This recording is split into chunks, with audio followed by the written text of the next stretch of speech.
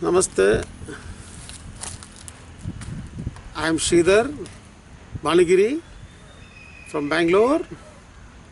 Today I want to share with you all viewers about what is Guru, Sadh-Guru, and what is Guru Parampara.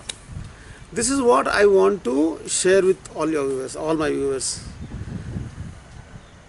Basically, first we should understand what our Hindu Vedic culture, how our ancestors, how they lived, how they went to, how they got educated, how they got education, and how they were, what was the educational system in those days, and what is the present educational system now. If you see like that, our Vedic culture was, our Vedic education, which was brought up in Gurukuls and taught by Gurus, is quite different from the modern education. I want to share with my contemporary friends that how we have all underwent, especially in modern India after India getting independence, and after independence, how the education systems in our communities, how the education systems were. For instance, I was brought up in a small town where English medium was there.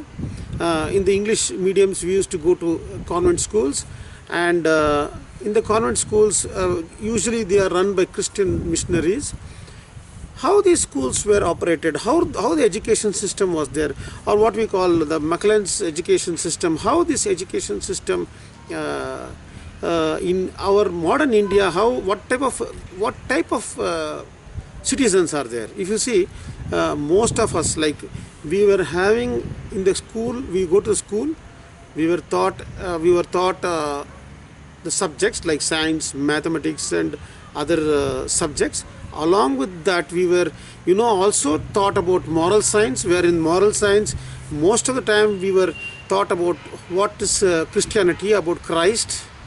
In the morning when we go to school, we were taught about how to pray, and most of our prayers were related to Christianity.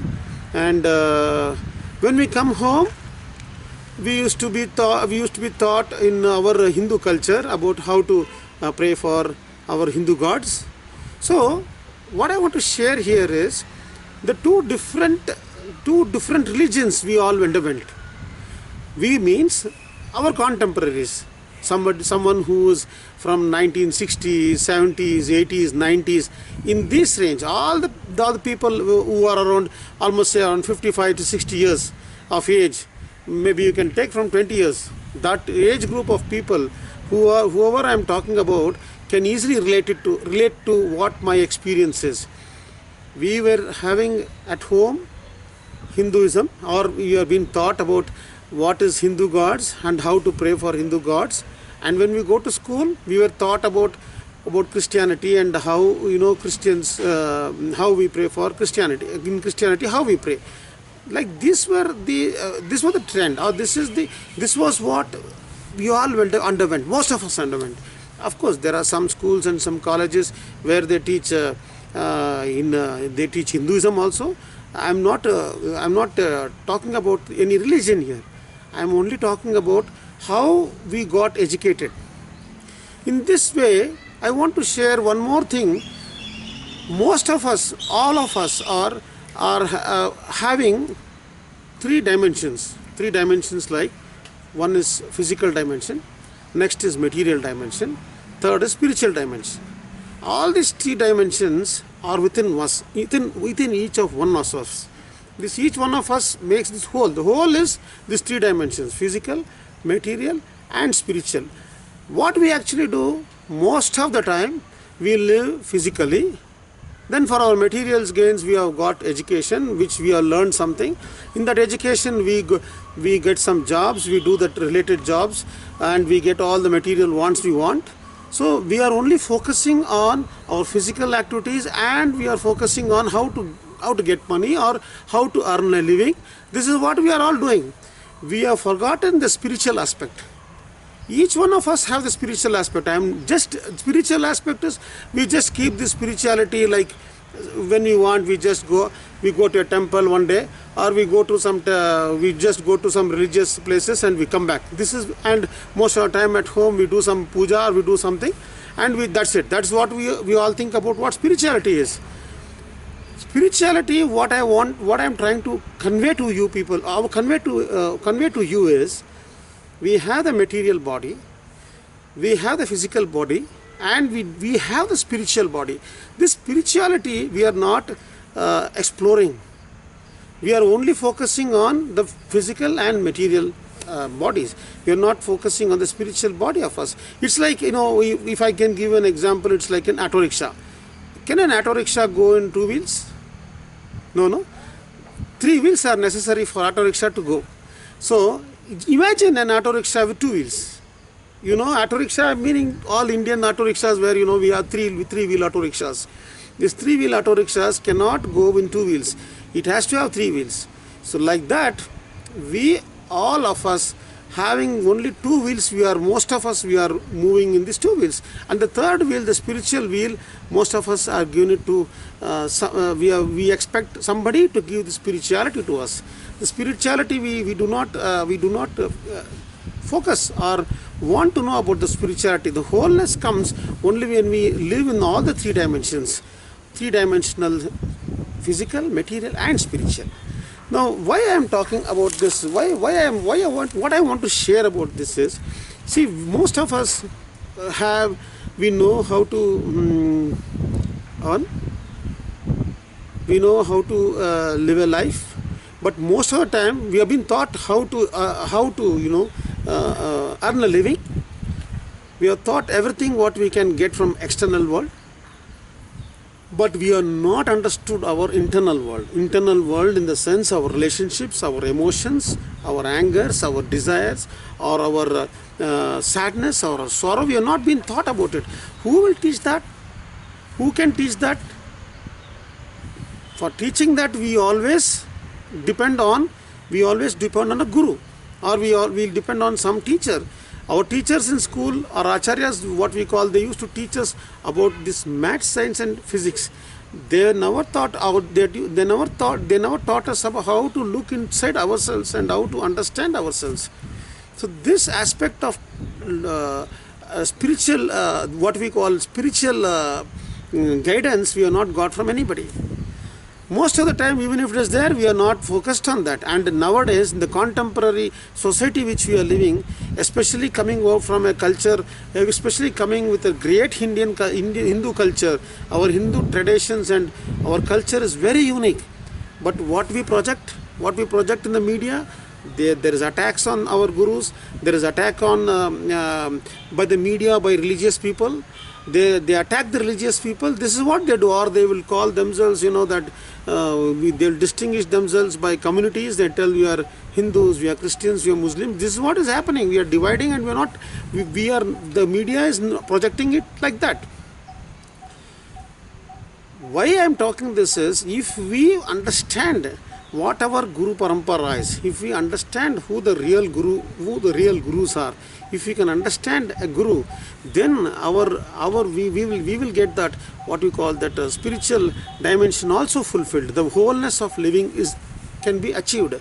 Now, in this way, I would like to share how many real gurus are there, who are the real gurus, who are the fake gurus, or how do we find a real guru.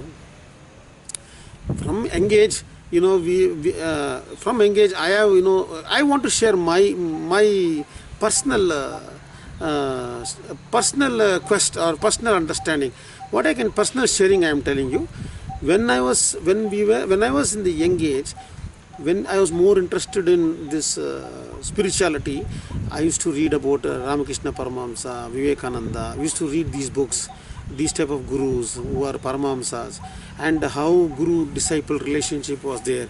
The guru-disciple relationship was so unique. For instance, we have heard about stories where the disciple like Narendra or Vivekananda.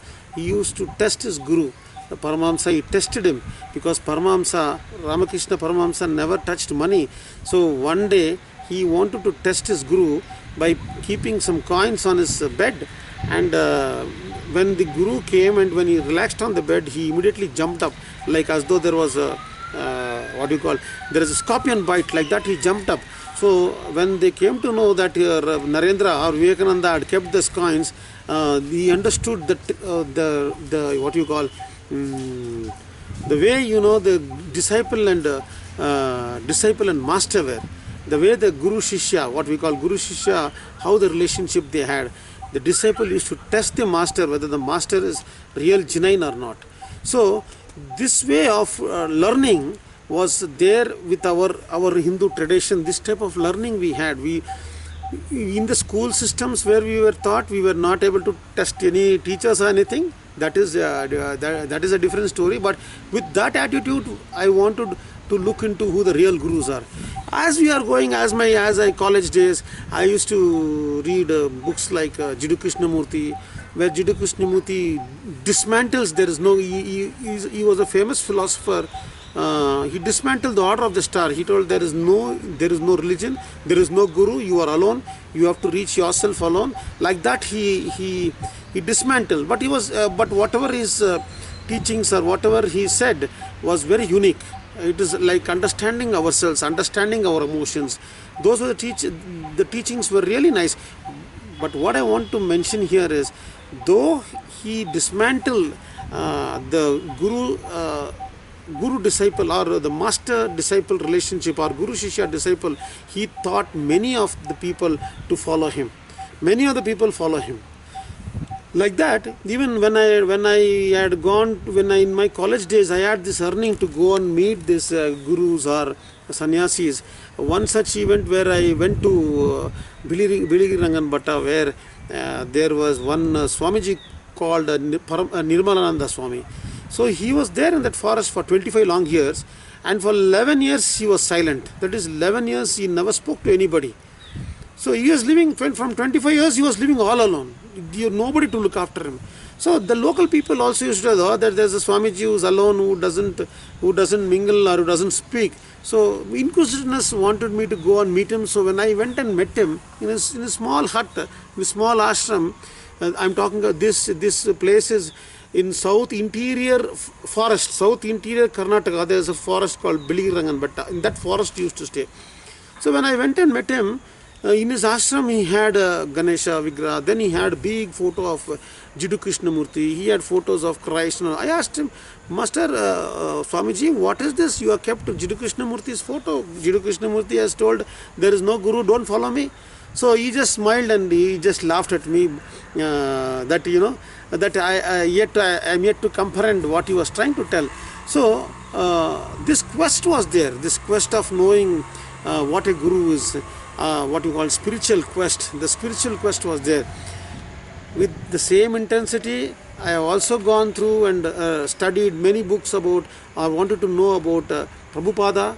At the age of 72 years, he went around, built Hindu temples, Hindu ISKCON by the name Krishna temples. He built so many Krishna temples.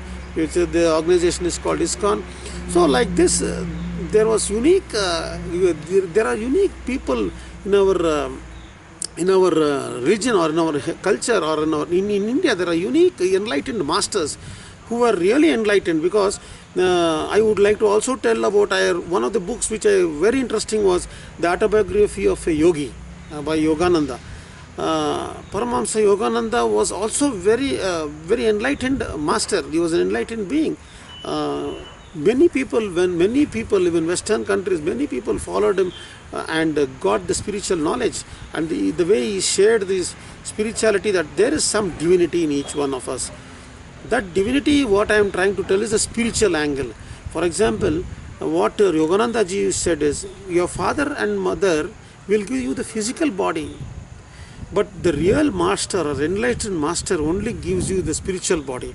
The spiritual body, it happens when you meet or when you come in contact with an enlightened master. So So this, who are the enlightened masters? If you see, there are very rare enlightened masters. How an enlightened master is described? If you see an enlightened master, in the scriptures it says, when you meet your guru, it is like meeting, or it is like seeing God. Our Hindu traditions, our Hinduism, our Hindu culture and tradition, it believes that the guru is the God. For instance, there is a sloka like Mata Pita Guru Devata. That is one mantra we all Hindus follow. There is also something called mantra called Guru Brahma, Guru Vishnu, Guru Devo, Maheshwara. Guru Sakshat Parabrahma Tasmaismi Guruve Namaha. That means the Guru is a supreme being. The God expresses through Guru. God expresses to enlightened masters. So when the disciple sees the master, he sees the God in him and he gets connected. So this is what there's a deep search inside me to find the real Guru. Finding out the real enlightened masters was a quest, or the seeking, where the seeking starts when you really look for the spiritual guide or spiritual master. One instance I would like to share. I can still remember the date and the time also. That is in 1997, December 27th, almost 19 years back. That was a very, it was a December month. It was a December 27th when I went to Tirumala. That is where Lord Venkateshwara is there. It's a famous town. Tirupati is a famous temple town. In Tirupati, there is Tirumala, Tirupati Devasthanam. There is a holy shrine. In that hill, there is Lord Balaji or Lord Venkateshwara or Srinivasa. That day, especially, I want to mention this day, December 27th, 1997, at around 12 o'clock. From morning, I was standing for having a darshan about Balaji, which is only a few seconds. We have an opportunity to see the Lord, the deity, for only a few seconds, because there's an immense flow of pilgrims to that center, spiritual center. I had few seconds vision of Lord Srinivasa or Lord Venkateshwara.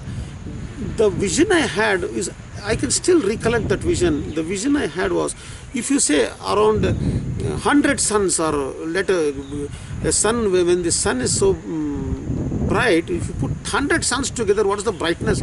That was the brightness of light I could experience. And with that brightness of light, the Lord Venkateshwara stands in Abhaya Hasta. Abhaya Hasta means his palms down. He stands with all golden, the golden decoration. What the deity is done. The Purohita or the Pujari was looking very small for me, very small, with that huge, massive light, and the form of Lord Venkateshwara appeared in few seconds, only a matter of few seconds. That experience is very, very unique, I can tell you. That type of experience I had, and many times, I had gone many times to the temple after that. More than 50 times I have gone, but I could not get the same experience of seeing that vision again, because that was I was thinking that's a lifetime vision I had got once. Only once it happens in lifetime, I was thinking, because many times I went after that I couldn't get. Maybe my state of mind was so intense to see God. At that time I had that experience or vision. This, why I am mentioning this is, when I was searching for my guru, when I was knowing who my real guru is, wherever any guru is talking, I used to listen to the discourses. Maybe it is Hariharananda's, or maybe Yoganandaji's, or even Prabhupada's discourses, or even Jiddu Krishnamurti's discourses. Whenever I used to read, when I used to listen to them, there was a feeling connection with them. But one fine day, one happened to accidentally watch a video where I could listen to Paramahamsa Nithyananda.